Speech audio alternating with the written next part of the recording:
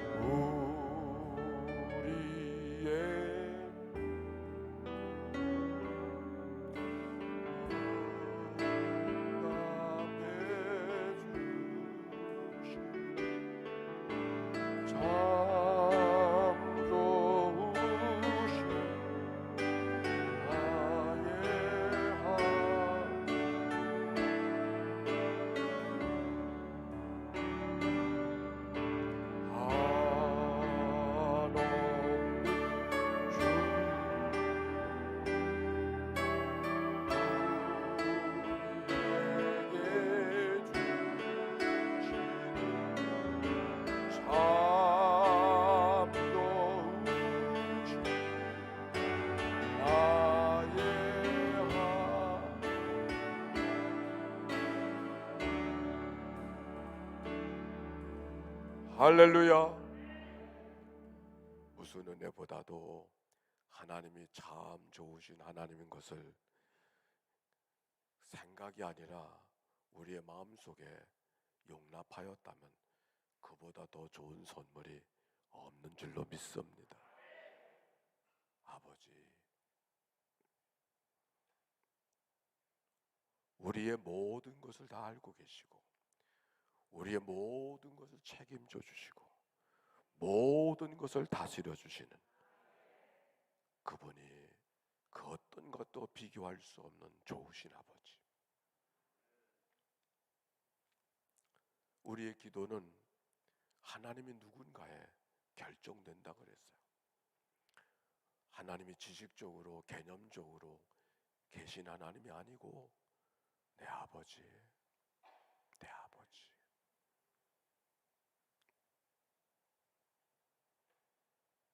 누구보다 나를 사랑하시고 누구보다 나를 잘 아시는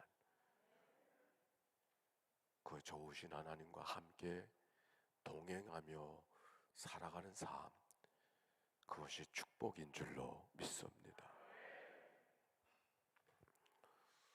오늘 모든 분들이 이렇게 다 예물을 준비해서 하나님의 기쁘신 뜻이 가정마다 자녀마다 어떤 것인가를 묻고 기도하면서 이름지어 예물을 봉헌하신 여러분의 기도, 이 제목들은 재무부에서 그냥 봉투로 파쇄하지 말고 헌금을 다 챙긴 다음에 담임 목사님께 드리셔서, 그래서 여기 나와 있는 여러분의 제목 제가 다 읽히지 못했는데 우리 목사님께서 다 읽어가고 그것이 작정동 교회 보내주신 우리 목사님을 통하여서 기도해야 될 제목들이니까, 그래서 그 열매가 앞으로의 믿음의 여정, 목회의 여정 속에 축복의 열매로 여러분과 함께 나누는 기쁨의 제사가 되시기를 바랍니다. 집회를 위해서 음식들, 좋은 음식들을 제공해 주신 우리 장로님 권사님께 첫날은 손기현 권사님이 수고해 주셨고, 둘째 날은 이순희 장로님이 수고해 주셨고, 오늘 셋째 날은 최용식 장로님이 잘 섬겨 주셨어요. 점심 때는 김들순 장로님하고 조민희 집사님, 그렇죠? 조민희 집사님 맞죠? 조민인 줄 알았더니 시더라고요. 예? 뭐가 맞아요? 네, 이가 맞구나. 네, 조민희 집사님 이렇게 섬겨주셔서 오늘 이성영 목사님 네하고 김우중 목사님 네하고 같이 식사를 잘하고 왔어요. 스페인 마을에 가서. 우리 교역자들, 부목사님, 전도사님까지 다 같이 가서 제가 김호중 목사님과 가깝게 지냈거든요. 그래서 같이 서로 정담을 나누고 돌아왔어요. 잘 섬겨주셔서 감사합니다, 자노님. 네. 자, 뭐 이런저런 얘기할 시간이 없죠. 근데 또 연희교회 장로님들이 오신 것 같아요. 가서 어디 계셔? 네, 연희교회 장로님들. 우리 지방에 지방 집회가 있어요. 지금 똑같은 시간에. 담임 목사 안 간 것도 미안한데 장로님들 거기 안 가시고 여기 오시면 난 어떡해. 그래도 담임 목사 걱정돼서 응원하려고 오신 것 같아. 그렇죠? 우리 박수로 한번 좀 정리해.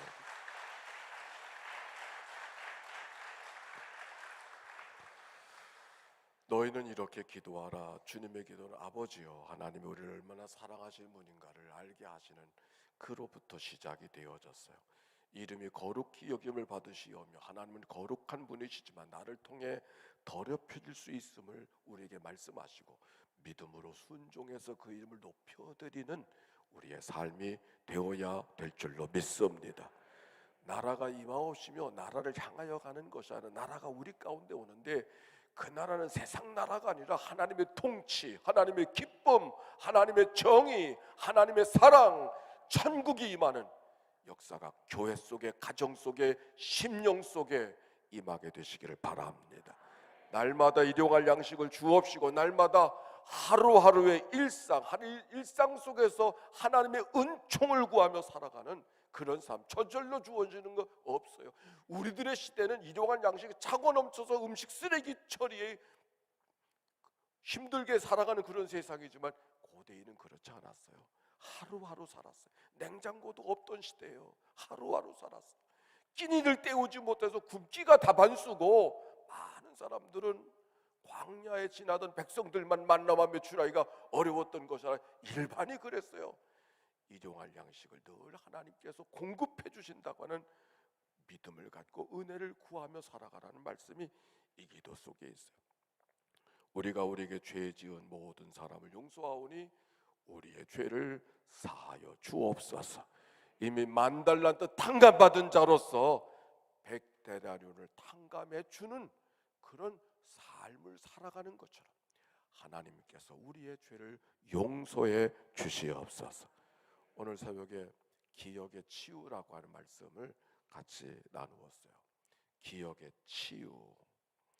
우리가 때때로 상처를 받는다고 말하지만, 상처를 준다고 말하지만, 저 사람은 자꾸 상처를 준다고 말하지만 상처 주는 사람 없어요. 내가 상처를 받는 거지. 예, 상처를 주는 게 아니라 내가 상처를 받는 거예요. 그러니까 내가 약해서 그런 거예요. 우리가 때때로 작은 일에도 분노하고 목소리를 높이고 그렇게 살아가는 것은 상처가 내 안에 있기 때문에 그래요. 믿음으로 단단히 든든히 서서 어떤 세상의 상처라도 이기고 걸어가는 믿음의 삶이 되시기를 바랍니다. 기억의 치유가 되어야 된다 하는 말씀을 나누었어요. 기억의 치유에 3단계가 있는데 첫째는 오늘의 은총을 기억하는 것이라 그랬어요. 오늘 베풀어 주신 하나님의 은혜를 감사로 표현할 줄 아는 것. 두 번째는 지나간 날을 기억하고 하나님께 토설하는 거예요. 그러면 토설하면 하나님이 분명 뭔가를 말씀하실 거예요.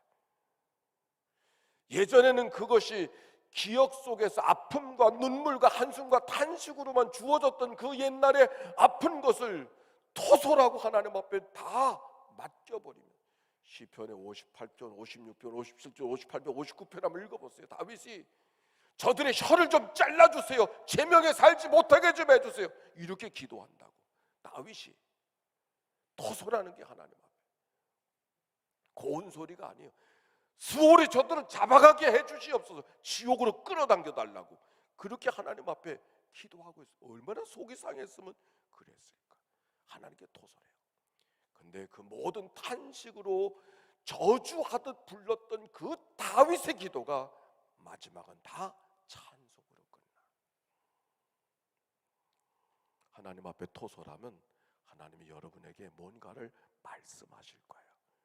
그리고 그 과거를, 이전의 기억을 오늘의 은총의 자리로 초대하면 은총으로 그 과거의 상처, 눈물, 아픔을 덮을 때 과거는 치유가 될 때 오히려 과거가 아픔이 아니라 우리의 삶을 더 풍성하게 만들어가는 하나님의 은혜의 요소들이 되는 줄로 믿습니다. 새벽에 한 일 복습한 거예요. 우리 아버지가 49에 세상을 떠나셨어요. 우리 어머니 45. 우리는 아버지의 모습을 잃어버린 모습을 제가 본 적이 없어요. 왜? 49에 가셨으니까. 그러니 목회만 하던 저희 집이 아버지가 벌쩍 가시니까 집 한 칸이 없는 거야. 아무것도 없는 거잖아. 내가 장남이에요. 어떻게 살아가? 신학교 그때가 몇 학년인가. 그래서 내가 기억나네요. 이춘희 목사하고 제가 친구니까 그 집이 지물포를 했어요. 그거 괜찮아. 지물포 해보자. 나한테 그랬어요. 철물은 유행이 없대. 무슨 유행이 있겠어요. 그냥 재고가 쌓여도 그거는 재고가 아니고 언젠가 팔리기 때문에 철물과 지물포를 하면은 그게 괜찮은 사업이라고 나한테 코치까지 해주더라고. 그래서 제가 그거 하려고 그랬습니다. 왜? 내가 호구지책을 내가 세워야 되니까. 그런데 그 아버지가 일찍 가셔서 집 한 칸이 없는 아무것도 없는 우리에게 하나님께서 여러 가지로 도와주셔서 오히려 아버지의 친구들이 나를 데려다가 전도사도 삼으시고 교회도 가게 하시고 인도해 주시고 그 아버지가 일찍 가셨기 때문에 오늘 제가 만들어졌어요. 그 아버지가 일찍 가시지 않았으면 오늘의 나는 없었을 거예요. 제가 이렇게 이야기하면은 우리 목사님들 얘기하면은 제가 자랑이 아닌 한 가지 이력이에요. 저는 한 번도 내가 이력서를 써본 적이 없어요. 다 나를 불러갔지. 어떻게 그런 게 가능하냐고 그렇게 물어요. 아버지가 일찍 가셨기 때문에 그런 거예요. 아버지가 일찍 안 가셨으면은 그런 일이 없죠. 근데 아버지가 안 계시니까 정말 신학생 보고 천에 고하라 그러면 좀 말은 이상하지. 그러나 저는 계속 할 수 있는 여건이 아니잖아요. 그런데 하나님께서 여러 사람들을 이리 와서 일하라, 저기 와서 일하라, 저기 와서 일하라. 그래서 주안교회도 갔고, 그래서 부천제일교회도 갔고, 그래서 강화 첫교회도 갔고, 그래서 미국 교회도 갔고, 그렇게 가다 보니까 연희교회까지 온 거예요. 49에 가신 아버지는 참 내게 상처뿐이었어요. 아니 큰 짐이었어요. 오히려 49에 가셨기 때문에 내가 어렸을 때 새벽에 얘기했죠. 죽이고 싶었다고. 내 어린 상처 때문에, 분노 때문에. 그런데 그 분노했던 마음은 다 온데간다 사라져버리고 오히려 애틋한 마음, 오히려 아버지에 대한 간절한 마음만 남아서 하나님을 간절히 구할 수 있는, 그게 믿음의 기회로 바뀌어지는 하나님의 은총의 역사가 되더라고요. 저뿐만이 아닐 거예요. 여러분도 마찬가지. 스펜스 존스라고 하는 사람이 쓴 책에 선물이라고 하는 책이 있어요. 미래도 선물이고 오늘도 선물이지만 과거가 선물일 수 있는 거는, 과거는 지나간 거잖아요. 아니 오는 시간은 선물일 수 있어. 고개가 끄덕여져. 오늘의 시간도 선물일 수 있어. 그 고개가 끄덕여. 그런데 어떻게 과거가 지나가 버린 그것이, 과거시 오늘 나를 향한 선물일 수 있을까? 스펜서 존스의 이야기. 과거가 주는 교훈이 오늘 우리에게 돌아올 때 과거는 지나간 사건이 아니라 오늘의 선물로 과거가 다가온다. 이게 스펜서 존스의 책에, 그래서 선물이라고 하는, 그건 기독교 책은 아니에요. 그러나 기독교 정신으로 담은 책이죠. 그래서 우리는 이 세상에 살아가는 것이 누가 선물을 줘서 선물이 아니라 살아가는 것 자체가 다 하나님의 선물 속에 살아간다는 메시지를 담고 있는 책이 그 책이에요. 오늘도 하나님의 선물이고 내일도 하나님의 선물이고 과거도 하나님의 선물인 줄로 믿으면 언제 과거를 통한 교훈과 가르침이 남겨지게 됐을 때 과거는 잊혀져 버리는 어떤 사건이 아니라 오늘의 선물로 다가오는 이야기. 오늘 새벽 그 얘기를 하는 거예요.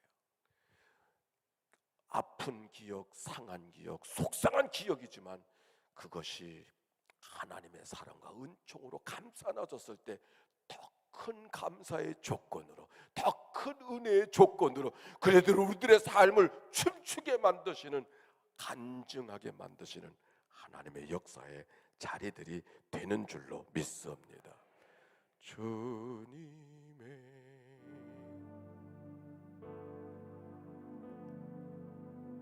시간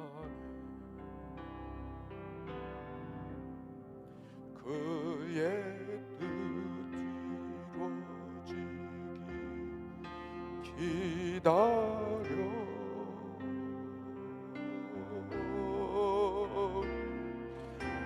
하루 살 동안 주님 인도하시니 주 뜻 이룰 때까지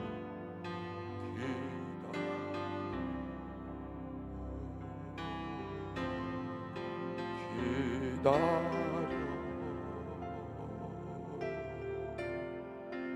그때를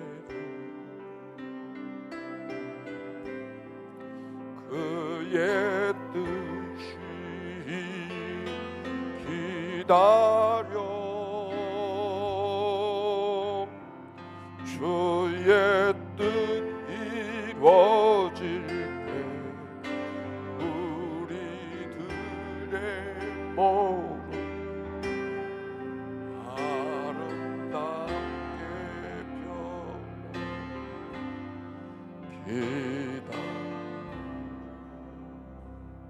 할렐루야. 오늘 주기도문의 마지막 기도 다 같이 해봅시다. 시작. 우리를 시험에 들게 하지 마옵시고 우리를 시험에 들게 하지 마시옵소서 하라 라고 하는 이 시험이라는 말은 파이라스마스.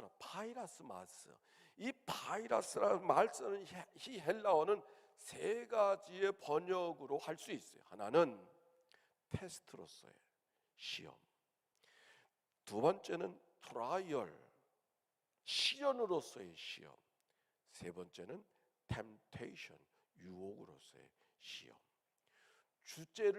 주어를 뭘로 사용하느냐에 따라서 테스트가 유혹으로도 바뀌어요. 테스트로서의 시험, 욥의 시험은 테스트로 시작이 됐어요. 시련으로서의 시험, 이스라엘 백성들의 광야를 지나가는. 아니 아브라함이 하나님께서 아브라함이 이삭을 달라고 요청했었을 때 그 모습도 시련으로서의 시험, 또 한 가지의 시험, 유혹으로서의 시험. 여기 주기도문은 시험에 들게 하지 마옵소서라는 영어 성경은 다 테스트도 아니고 트라이얼도 아니고 템테이션, 유혹으로서의 시험이에요. 왜 테스트가 언제는 유혹이 되어지는가? 테스트였었는데 그 테스트가 왜 유혹이 되어지는가? 우리의 욕심 때문에. 넘어뜨리려고 시작한 시험이 아닌데 우리의 욕심이 그 테스트로의 시험을 유혹으로 사단이 이용해서 넘어지게 만드는 일들이 드러나게 되는 것이죠. 제가 읽은 책 가운데 행복에 걸려 비틀거리다, 데니얼 길버트의 책입니다. 어느 날 미국을 가게 되는데 책을 좀 들고 가야 되겠다. 비행기 한 서너 시간을 타야 되니까. 그래서 무슨 책을 미국을 다녀온 다음에 행복에 대한 설교를 해야 되겠다. 그런 생각을 들고 책을 읽어야 되니까. 그 책을 읽은 책의 제목이 재밌잖아요. 무슨 책을 읽었다고요? 한번 해봅시다. 행복에 걸려. 어디에 걸려? 행복에 걸려 비틀거리다. 책 제목이 재밌잖아요. 그래서 제목을 생각해 보지 않고 정말 책 제목이 재밌다 하는 생각을 갖고 책을 읽어 나가기 시작하는데 도대체 책이 읽혀지지가 않는 거예요. 도대체 책이 그래서 억지로 읽었어, 억지로. 근데 중간에 읽혀 나가지 않았던 이유를 알게 됐어요. 난 행복에 대한 지침을 받아 어떤 지혜를 얻으려고, 행복에 대한 어떤 삶의 경험들을 얻으려고 뭔가, 그래서 그걸 전하고 싶어서 그 책을 읽었는데, 그 책의 이야기의 결론은 뭐냐면 인간은 절대로 행복할 수 없다는 거예요. 행복이 행복을 막는데, 이유는 이런 거예요. 저기까지 저런 것들을 취하면, 저기까지 가면 내가 행복하겠다 생각해서 거기까지 막 달려갔어. 거기 갔는데, 거기 가서 보니까 행복을 쟁취한 거잖아요. 그런데 거기 가니까 올라가고 싶은 마을이 또 저기 또 보이는 거예요. 그게 또 열심히 가서 거기를 가니까 그곳으로 행복해야 되는데 웬걸 거기 가 그 위가 또 보이는 거예요. 그리고 평생을 지나다 보니까 결국 행복을 구하지만 행복에 걸려서, 행복에 막혀서 비틀거리는 게 인생이다. 아멘 할 거. 그러니까 나는 행복을 어떻게 하면 행복할 수 있을까를 찾으려고 있는데, 그 책은 계속 행복할 수 없다는 얘기를 하고 있으니까 내가 원하는 글로 글귀가 안 나가니까 읽혀지지가 않는 거지. 근데 읽긴 읽었지만 나중에가 이게 결이 빗나가는 지식을 얻으려고 하니까 그래서 읽혀지지 않았구나 하는 것을 나중에 이해는 하게 됐는데, 그 책은 참 제게 귀한 책이 되어졌어요. 우리가 행복을 구하며 살지만 행복만을 구하는 사람은 행복이 없다 그러지 않습니까? 왜? 우리의 마음속에는 욕심이 커서. 그래서 성경이 이렇게 말해요. 인간의 모든 문제가 어디서부터 시작하는가? 욕심으로부터. 야고보서 1장 15절의 말씀 시작. 욕심이 잉태한즉 죄를 낳고 죄가 장성한즉 사망을 낳는. 어디서부터 시작했어요? 욕심. 욕심이 잉태한즉 죄를 낳고 죄가 장성한즉 사망을 낳느니라. 사막의 교부 가운데 에바그리우스라고 하는 사람이 있는데, 인간에게 8가지 죄악이 있어요. 8가지 죄악이 뭔가? 탐식, 정욕, 탐욕, 슬픔, 우울해하는 거, 분노, 게으름, 허영, 교만. 마지막 죄가 교만인데, 그 모든 죄가 어디서부터 시작되어져? 인간의 가장 큰 죄가 뭔가? 교만이 큰 죄라는 거죠. 근데 그 모든 죄가 어디서부터? 탐식, 탐욕, 정욕, 욕심으로부터죠. 오늘 여기 성경 시험에 들게 하지 마시옵고 라고 하는 기도를 늘 일상의 기도로 하나님 앞에 기도하라는 얘기는 욕심과 더불어 싸울 수밖에 없는 존재인 것을 우리에게 이야기해 주고 있는 것이죠. 시험이 없는 것은 아니에요. 우리가 욕심을 갖고 있는 한 이 세상의 모든 것들은 시험으로 우리에게 다가오는데, 그것이 내게 시험이 안 되도록 하나님 앞에 기도하라는 거예요. 왜? 인간의 모든 문제 거기서부터 시작되어지는 것이니까. 땅에 발을 붙이고 사는 동안 이 땅에 여러 가지 사건들이 있어요. 특별히 오늘도 우리가 멀쩡하게 제가 균형을 잡고 있는 것은 내 몸이 건강해서 균형을 잡는 것이 아니라 땅이 나를 잡아당기고 있기 때문에 내가 균형을 맞춰 서 있는 것이죠. 아무것도 없는 그런 세상을 살아가는 것이 아니라 이 세상은 저항이 있을 수밖에 없는 여러 가지 삶의 사건들이 나를 무너뜨리고 나를 힘들게 하는 것 같지만, 그것이 나로 하나님의 백성으로 살게 하는 하나님의 은총의 사건들이요 중력들이라는 사실을 기억하고 믿음으로 걸어가는 삶이 되시기를 바랍니다. 제가 읽었던 책 가운데 인상적인 책은 고통의 하나님. 고통의 하나님. 고통의 하나님이라고 하는 것이 뭔가? Suffering's God. 고통의 하나님이라고 하는 것이 뭔가? 그 책에 이런 얘기, 필립 얀시의 책인데 거기 이런 얘기가 나와요. 어느 날 자기가 나환자들만 모여 사는 곳에 방문을 하게 됐어요. 사무실에 있는데 저 복도 건너편의 방에서 그 나환자들 어린아이들이 오는데 깔깔거리면서 재미나게 그렇게 재미나게 놀더라는 거예요. 그래서 아니 나환자들만 사는 이 마을에 도대체 저렇게 재밌게 놀만한 일이 뭔가 하도 궁금해서 응접실에 있던 그가 복도를 건너 다른 걔네들이 놀고 있는 방문을 열어보고 깜짝 놀랐어요.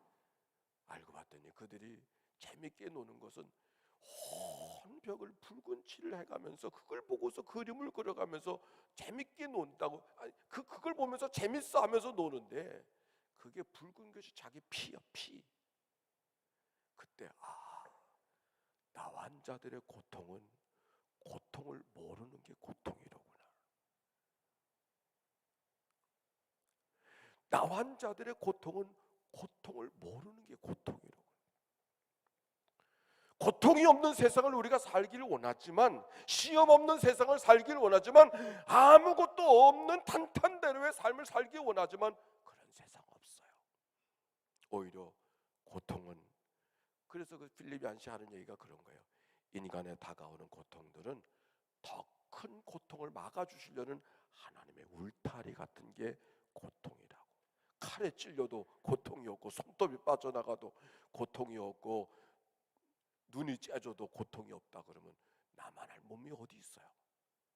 내 몸 안에는 모든 고통은, 피부에 있는 모든 고통은, 내 장이 모으는 나를 구성하는 모든 고통은, 우리가 통증을 느끼며 살아가는 것은 나를 보호해주는 하나님의 은총의 울타리예요.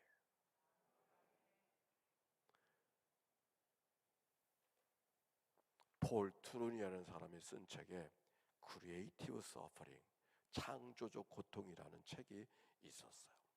그 책은 어떤 책이냐면, 이 지구상에 가장 공헌을 많이 한 정치가, 문학가, 역사가, 음악가, 군인들 가운데 아주 특별한 사람들 200명을 선발을 해서 저들이 어떻게 그 특별한 사람이 창조적인 그런 머리를 갖고 세상 사람들 리더가 되어주는 삶이 되어졌었을까를 연구하는 일을 시작하게 됐어요. 그런데 딱 한 가지의 결론이 있었어요. 그것이 뭔가 하니, 위대한 문학가, 위대한 음악가, 위대한 발명가, 위대한 정치가, 위대한 군인들, 하여튼 인류의 역사에 특별한 족적을 남긴 사람들의 공통적인 부분, 그들이 20살 이전에 보통 사람은 경험할 수 없는 삶의 사건을 경험한 사람, 일찍 부모님이 세상을 떠났다든지, 큰 사고를 경험했던 장애인이 되어졌다든지, 어떤 보통 사람을 경험할 수 없는 특별한 삶의 통증을 경험한 것이 그들의 공통된 일이었어요. 단 두 사람의 예외, 비스마르크하고 드골 외에는 모든 사람이 다 삶의 고통. 그래, 책 제목, 인간이 창조적인 삶을 살아갈 수 있는 것은 창조적 머리가 있었기 때문이 아니라, 창조적 재주가 있었던 것이 아니라, 창조적 IQ가 있었던 것이 아니라, 그들의 삶의 고통이 그를 창조적인 삶을 살아가게 만들어준 하나님의 기회였구나.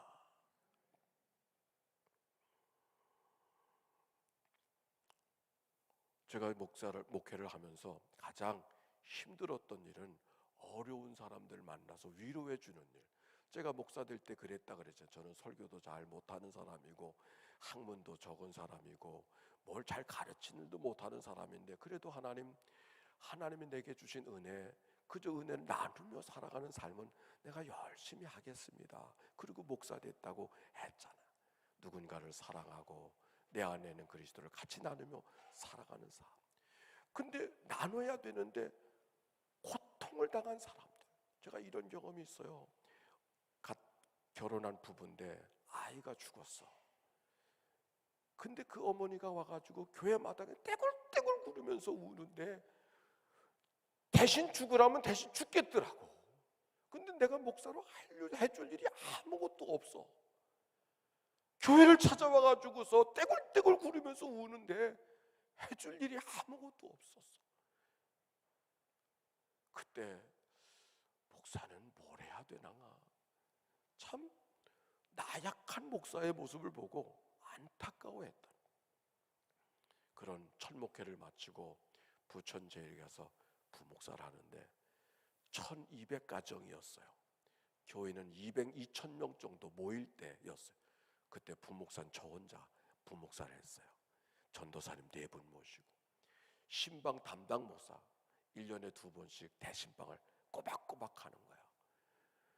그래서 많은 사람들의 이야기를 듣는데 고통을 당한 사람들을 도대체 내가 무엇을 하고 이야기해야 될런지, 아무 일이 없으면 얘기할 게 많겠는데 고통당한 사람을 어떻게 위로해야 될지를 정말 답답해하던 때가 있었어요. 근데 그때 이 책을 읽은 거예요. 어느 가정에 교회에 왔길래 어떻게 교회를 왔느냐고 제가 물어봤어요. 그랬더니 그분이 교회 나가면 벌써 교회를 나가고 싶었었는데 교회 나가면 그 사단이 틈탄다 그래서 무슨 일이 생길까봐, 저주스러운 일이 생길까봐 주저하다가 이제 왔다고 하는 얘기를 하는 거예요. 그래서는 그때는 부목사니까 부목사가 어떤 기도가 있겠습니까? 이 집에 별일이 없어야 될 텐데 어떻게 하면 좋으나 저는 걱정 갖고 왔는데.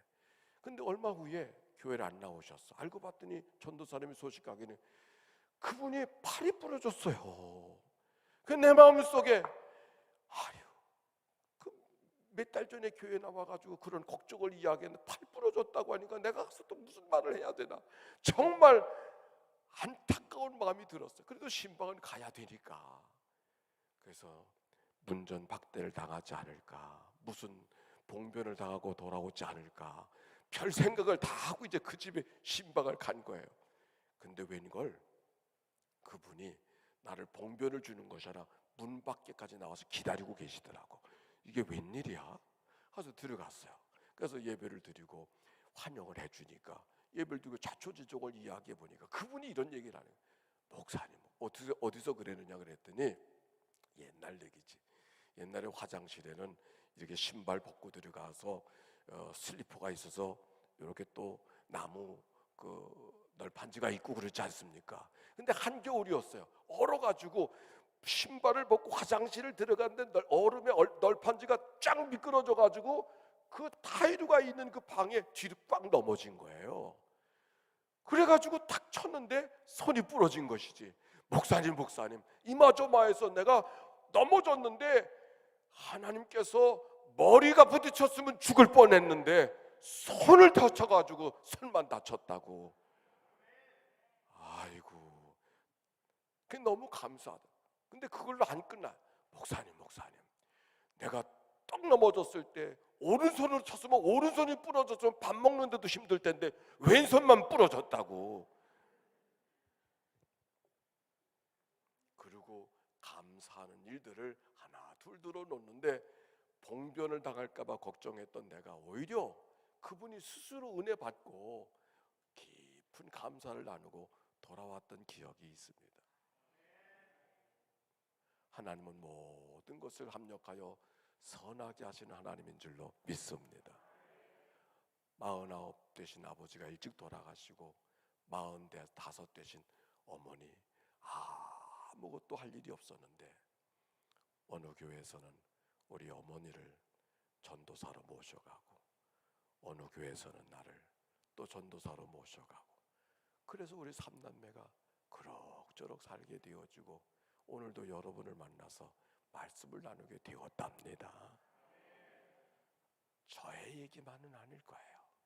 모두가 다 우리가 살아가는 생활 속에 이런 일 저런 일들이 속상하게 하고 아프게 하고 시험 들게 만들지만 시험 들 때마다 하나님 앞에 기도하고 하나님 앞에 나아갈 때 그 모든 시험거리들이 변하여 감사거리들로 바꿔주시는 분, 은총거리로 바꿔주신 분이 하나님이신 줄로 믿습니다. 가을이 되어오는데 단풍이 아름다워지는 것은 언제 아름다워지는지 아세요? 일교차가 많을 때 아름다워지는 거예요. 추위도, 저 나무들도 일교차가 많을 때 단풍이 들어요. 사과가 다는 것도 일교차가 많아야 달게 느껴지는 거예요. 알고 계세요? 제가 요즘에 나무 공부를 좀 했어요. 나무가 아파요 꽃을 아름답게 피는 거 알고 있어요? 그러더라고. 나무도 아픔이 많은 나무가 꽃을 빛깔을 아주 선명하게 아름답게 피는, 아름다운 꽃을 우리는 아름다운 꽃으로만 보지만 그 아름다움이 그 한 말을 들으니까 아름다운 빛깔을 내는 꽃도 아팠기 때문에 저렇게 아름다운 빛을 내고 있구나. 나무 선생님의 이야기요. 인생엔 창조주는 한 분 아닙니까? 사과가 단 이유도, 단풍이 아름다운 이유도, 꽃이 아름다운 이유도, 인생이 아름다운 이야기도 같은 이야기들이죠. 삶의 여러 가지 일들이 아프고 힘들어서 눈물 짜내게 만들고 한숨 쉬게 만들지만 우리의 삶을 망가뜨리려고 하는 것이 아니라 오히려 꽃 피우시려고 하는, 은총의 빛으로 아름답게 하시려고 하는, 그 세상의 어떤 것들로 바꿀 수 없는 하나님의 귀한 백성으로 만들어 가시려고 하는 하나님의 거룩한 빚어가시는 은혜가 사건들 속에, 환경 속에 있음을 기억하고 믿음으로 걸어가는 삶이 되시기를 바랍니다.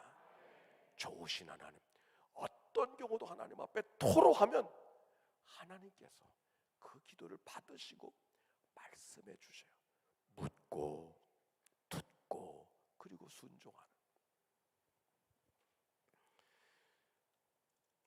주님이 이렇게 말씀하셨어요. 사람이 감당할 시험 밖에는 너희가 당한 것이 없나니 오직 하나님을 미쁘사 너희가 감당하지 못할 시험 당함을 허락하지 아니하시고 시험 당할 즈음에 피할 길을 내사 너희로 능히 감당하게 하시느니라. 아멘입니다. 우리 최한숙 권사님 이야기를 한 번 더 해야 되겠네. 이 최한숙 집사라고 하는 사람이 자기 남편이 YTN의 보도국장이에요. 그러다가 아주 직장생활을 잘해서 미국의 특파원으로 파송을 하게 되는데 특파원 부분에서 가족이 다 가게 되어졌어요. 그 집에는 어떤 일이 있느냐면 3남매가 사는데 어린아이 하나가 발달장애야. 좀 이렇게 보통 사람처럼 잘 자라나지 않아요. 공부도 똑같이 하지 못하고 뭔가 부족해. 그러나 이 부족한 사람을 한국에는 교육하기가 쉽지가 않잖아요. 그러니까 하나님 앞에 늘 기도하는 거죠.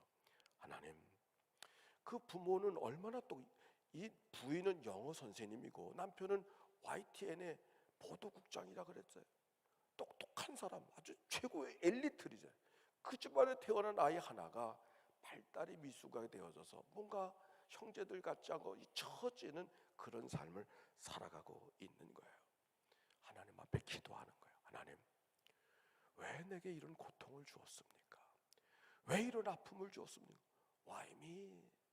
하나님 앞에 기도하는 거죠. 근데 하나님께서 그렇게 기도하던 어떤 날, 물론 긴 시간이 지났어요.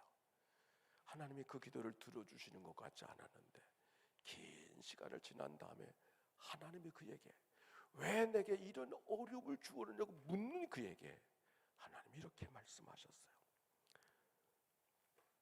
내가 다른 사람들보다 저를 내가 잘 키울 것 같아서 그 생명을 유진이라는 아이인데 유진이를 다른 집에 맡길 수가 없어서 너한테 맡기면 내가 잘 키워낼 것 같아서 그 유진이 생명을 내게 맡긴 거야.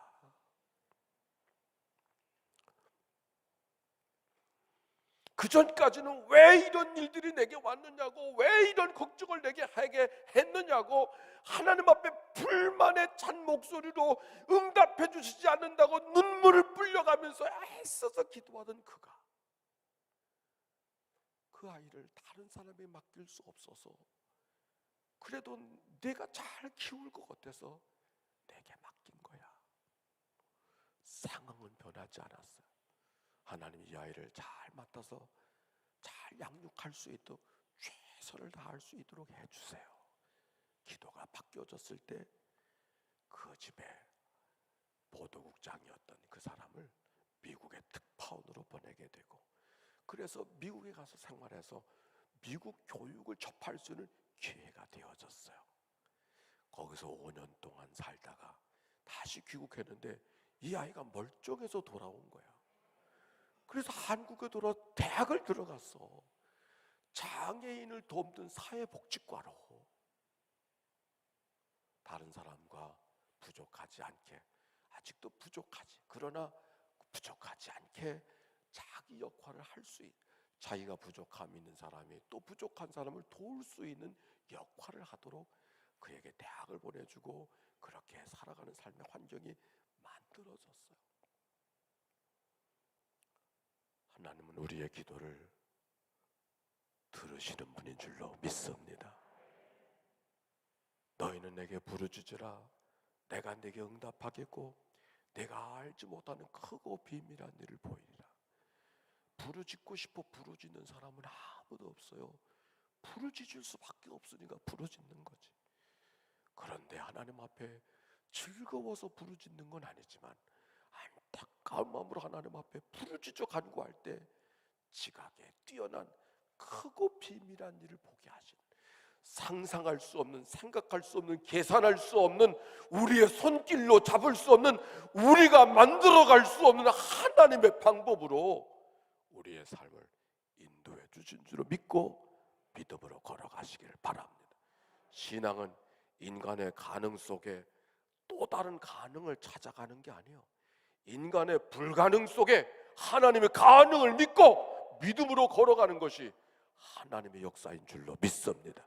마음의 소원을 두시고 뜻을 행하시는 하나님, 그거는 우리가 생각하는 소원이 아니라 어쩌면 우리는 이룰 수 없을 것 같은 그런 일들 하나님 때문에 소원하고 기도의 제목으로 삼고 하나님 앞에 기도하면 그것이 우리의 삶의 여정을 풍성하게 만들어가는 제목들이 될 줄로 믿습니다. 저는 그런 마음으로 여러분에게 마음의 소원을 담으라고 이야기했어요.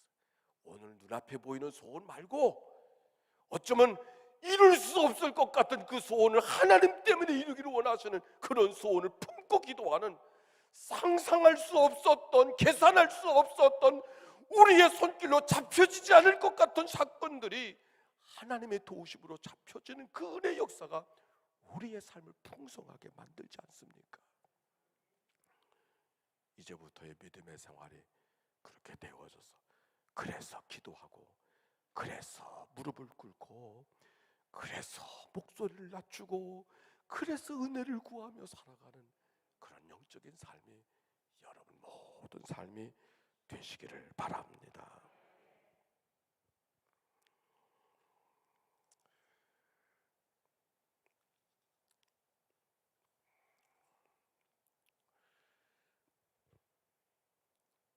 성경 한번 찾아봅시다.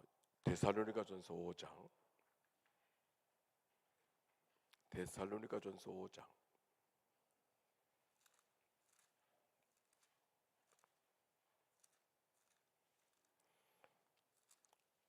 읽어볼까요? 16절.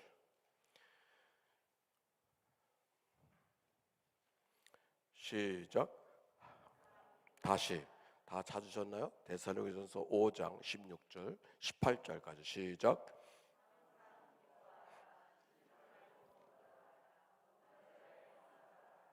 이것이 그리스도 예수 안에서 너희를 향하신 하나님의 뜻을 구합니까? 하나님의 뜻을 구하십니까? 여기 하나님의 뜻이 무엇인지를 이야기하고 있어요. 항상 기뻐하라, 쉬지 말고 기도하라, 범사에 감사하라. 항상 기뻐하라. 기뻐하며 살아가는 삶이 하나님이 원하시는 삶인 줄로 믿습니다. 기뻐하며 살아갔으면 좋겠다 말하지 않았어요. 명령했어요. 항상 기뻐하라. 기쁨의 표정을 갖고 살아가는 삶으로 하나님 명령하셨어요. 아멘입니까? 그런데 항상 기뻐하라는 말씀 속에 답이 있어. 뭐냐면 항상 기뻐할 수 있다면 항상 기뻐하라고 얘기하지 않으시겠지. 항상 기뻐할 수 없으니까 항상 기뻐하라고 말씀하시는 거 아닙니까? 항상 기뻐할 수가 없어. 이런 일 저런 일들이 눈물 짓게 만들고 한숨 쉬게 만드는 게 현실이잖아. 근데 성경은 항상 기뻐하라 그러는 거야. 어떻게 하면 항상 기뻐할까? 그래서 이어지는 말씀, 쉬지 말고 기도하라. 질문 있어요. 어떻게 하면 쉬지 않고 기도합니까? 하루에 3번 기도하면 됩니까? 5번 기도하면 됩니까? 몇 번 기도하면 쉬지 않고 기도할 수 있을까? 알베르타 반디라고 하는 사람이 이런 가르침을 줬어요. 우리가 항상 기도한다는 것은 늘 규칙적으로 기도하는 사람이 항상 기도하는 사람이에요. 때때로 기도하는 사람, 수시로 기도하는 사람은 언제도 기도하지 않는 사람일 가능성이 많아요. 그래요, 안 그래요? 네, 아멘입니다. 그래서 쉬지 않고 기도하는 삶은 언제든지 기도할 수 있지. 그리고 아무 때도 기도하지 않는 삶이 아니라 규칙을 정하고 기도하는 거예요. 규칙을 기도. 아이 목사님 나 규칙 있어요. 밥 먹을 때마다 그래도 기도하잖아요. 규칙을 정하고 기도. 어쨌든지 규칙을 정하고 기도하는 거예요. 두 번째, 쉬지 않고 기도하는 것은 혼자 기도할 수 있어야 돼요. 같이 기도합시다. 통성의로 합시다. 그때만 기도하는 것이 아니라 혼자서도 기도할 수 있는 사람. 알베르트 바간디는 또 하나 쉬지 않고 기도한다고 하는 것은 쉽게 기도하는 사람. 무릎을 꿇어야 기도하고 기도문을 보아야만 기도하는 것이 아니라 언제든지 쉽게 걸어가면서도 기도하고 운전대를 붙잡고도 기도하고 새로운 방에 앉았을 때도 기도하고 음식을 대할 때도 기도하고 쉽게 기도하는, 기도말을 외워야 기도하는 것이 아니라 쉽게, 오늘 새벽에 감사의 제목을 갖고 기도하는 훈련, 그런 경험을 같이 나눴죠. 감사의 제목을 갖고 드려지는 그런 기도, 걸음을 통해서도 기도할 수 있고 호흡을 통해서도 기도할 수 있고 쉽게 기도하는,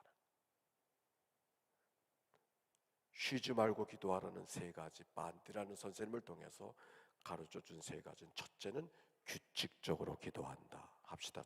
절 따라서 하세요. 규칙적으로 기도한다. 쉽게 기도한다. 혼자 기도한다. 네. 길게 설명할 수가 없어요. 어쨌든지 쉬지 말고 기도하라, 그렇게 말씀하셨어요. 그런데 쉬지 않고 기도함으로 말미암아 나타난 결과가 뭔가? 범사에 감사가 이루어질 줄로 믿습니다. 항상 기뻐할 수 없기 때문에 쉬지 않고 기도하고, 쉬지 않고 기도하면 항상 기뻐할 수 없었던 원망과 불평과 눈물과 짜증이 감사로 바뀌어져요. 모든 일에 감사하는 삶을 살아가는 역사가, 열매가 만들어지는 줄로 믿습니다. 인간일 수 있는 것은, 동물과 달리 인간일 수 있는 것은 감사할 줄 알기 때문에 인간이라고 그랬어요. 하나님 지으신 모든 것이 선함에 감사함으로 받으면 버릴 것이 없나니, 그것이 그리스도 예수 안에서 너희를 향한 하나님의 뜻이다. 우리가 안식일을 하나님이 허락하신 것은 하나님이 베풀어 주신 은혜들을 손꼽아 헤아리며 감사하라고 하는 그 은혜가 안식일을 허락하신 목적 아니겠습니까? 기뻐할 수 없는 우리가 쉬지 않고 기도함으로 모든 일, 때때로의 감사는 모든 일을 감사. 고통의 하나님을 생각해 보면 감사의 조건 없는 하나님이 없어. 모든 것을 감사할 수 있어요. 아프면 아픈 대로, 상하면 상한 대로, 눈물 흘리면 눈물 흘리는 대로.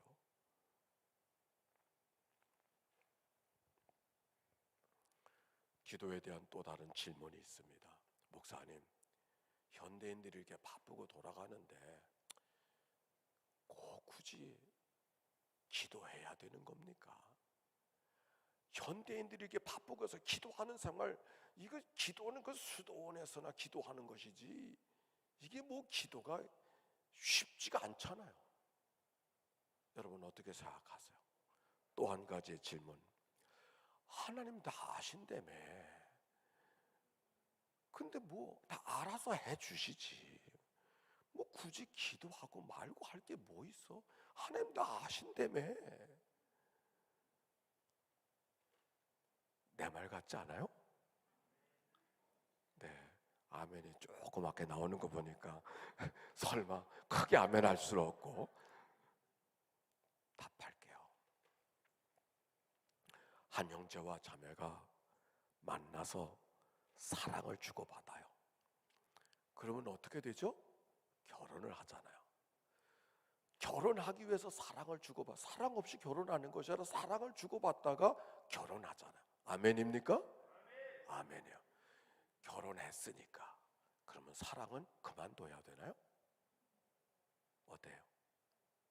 사랑하기 때문에 결혼했고 이제 결혼했으니까 끝났잖아요. 그러니 사랑은 그만해야 되느냐고 묻는 거예요 지금. 아니죠. 똑같아요. 똑같아요.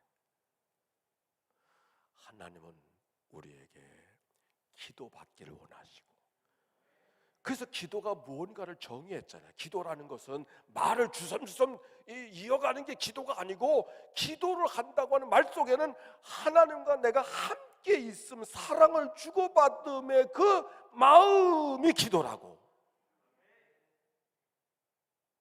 주고받고 하는 거래 관계가 아니고 하나님이 내 안에 내가 하나님 안에 있음을 경험하는 시간이 기도의 결과라고. 그건 사랑의 관계예요. 그러므로 기도를 한다는 것은 뭘 주고받는 관계가 아니라 하나님께 사랑을 표현하고 주신 사랑에 감사하고 그 은혜에 찬송하고 그래서 누리며 살아가는 그 은혜가 기도하는 자의 삶의 모습이라고 하는 말씀. 분주한 현대인들에게 기도는 여전히 유효한 것인가? 분주한 사람은 사랑을 또 제대로 하지 못해서 가정도 이혼하고 사랑을 약속하기로 작정했던 결혼도 깨지고 괴물이 되어지고 짐승이 되어져서 이 세상을 엉터리로 살아가는 일들이 얼마나 많이 있는지. 바쁘고 분주하다 할지라도 사랑하는 일은 쉼 없이 해야 하는 것처럼 우리의 영적인 삶도 기도하며 살아가는 삶은 마땅히 살아가야 될 삶의 모습인 것을 기억하고 믿음으로 걸어가는 그런 은혜가 모두에게 있게 되시기를 바랍니다. 주기도문이 뭔가? 하늘에 계신 우리 아버지요, 이름이 거룩히 여김을 받으시며 나라의 임하옵시며 뜻이 하늘에서 이루어진 것 같이 땅에서도 이루어지게 하시옵소서. 오늘날 우리에게 일용할 양식을 주시옵고 우리에게 죄 지은 자를 우리 죄 사하여 준 것 같이 우리의 죄를 사하여 주시옵고 우리를 시험에 들게 하지 마시옵소서. 크게는 두 가지. 하나님의 거룩한 이름, 거룩한 나라가 임하시옵소서. 두 번째는 우리의 일용할 양식을, 우리의 죄 지은 것을 우리의 시험을 들지 말게 하시옵시고, 우리, 나의 기도가 아니라 우리. 그래서 우리 가운데 그 나라가 임하게 하여 주시옵소서. 그게 뭔가 그랬더니 우리를 향한 하나님의 소원이에요. 우리를 향한 하나님의 소원이 뭐예요? 부모님들이 자식 낳고 자식을 향한 부모의 소원이 뭐예요? 얼마나 큰가, 얼마나 체중이 나가는가, 그건 소원이 아니잖아. 형제와 더불어 가정을 이루고 아름답게 복되게 행복하게 살아가는 거, 그것이 부모가 자녀들에게 원하는 삶, 천국을 경험하며 살아가는 것 마찬가지. 우리를 향한 하나님의 소원이 뭘까? 얼마나 큰 예배당을 짓는가, 얼마나 큰 대단한 일을 하는가, 그게 소원이 아니고 하나님의 주권이 이루어지는 우리의 삶이 되어져서 하나님의 기쁨 되어지는 삶, 우리를 향한 하나님의 소원인 줄로 믿습니다. 그런데 그 소원이 어디에 있는가? 주기도문 속에 있는 거예요. 끝내자고 하는 주문도 아니고 모든 것을 이야기하는 어떤 우리가 살아가는 삶의 도구가 아니라 우리 가운데 하나님의 소원을 다 이루기를 원하시는 하나님의 그 소원을 우리한테 간절히 이루기를 원하시는 그 소원이 진정 우리 안에 이루어지기를 위해서 끊임없이 기도하도록 허락하신 영적 지렛대가 주기도문인 줄로 믿습니다. 마태복음 6장 보세요. 마태복음 6장.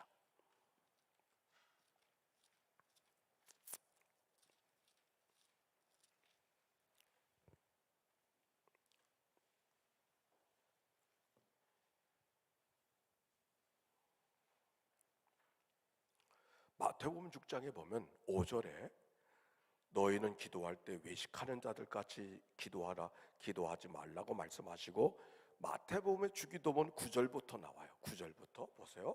그렇죠? 읽어봅시다. 시작.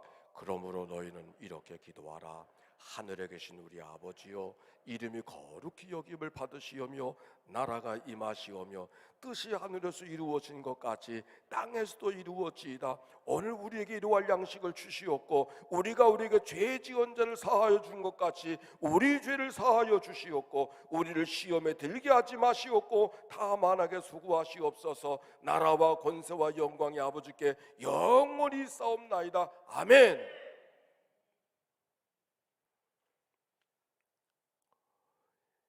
우리에게 어떻게 기도해야 될 것을 말씀하시고, 그리고 하나님 앞에 우리가 어떻게 우리를 향한 하나님의 소원을 간절히 기도하러 복음서마다 주기도문을 가르쳐준 이 기도를 우리가 영적 지렛대로 기억하고 믿음으로 살아간 우리의 삶.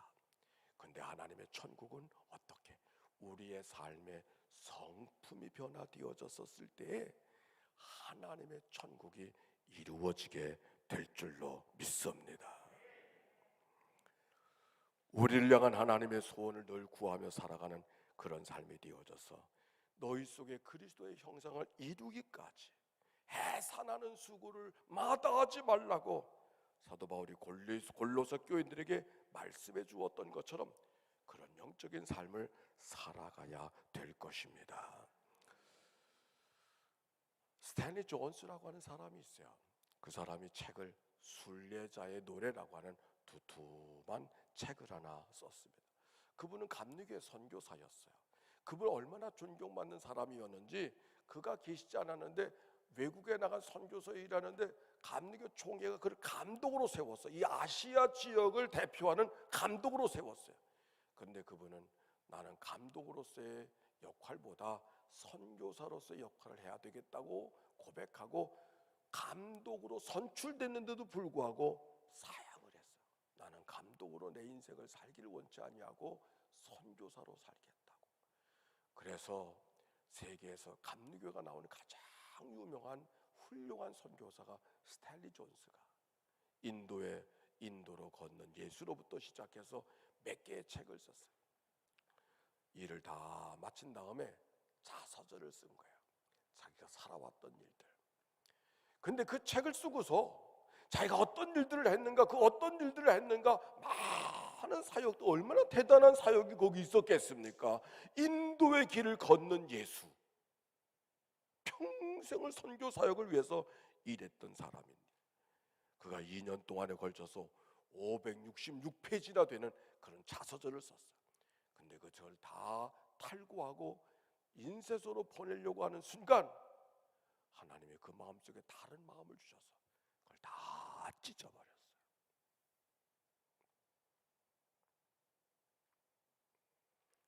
그리고 다시 자서전을 쓰기 시작을 했어요. 왜 그렇게 살게 되어졌는가? 내가 하나님을 위해서 했다고 하는 것들이 정말 하나님을 위해서 한 일인지 내 기쁨을 위해서 한 일인지 누가 판단할 수 있겠는가? 결국 하나님 앞에 자기의 삶을 자랑하려고 내어놓았던 그 책은 오히려 부끄러운 일밖에 안 된다고 생각하고 찢어버린 거예요. 다만 다시 쓰기 시작을 했어요.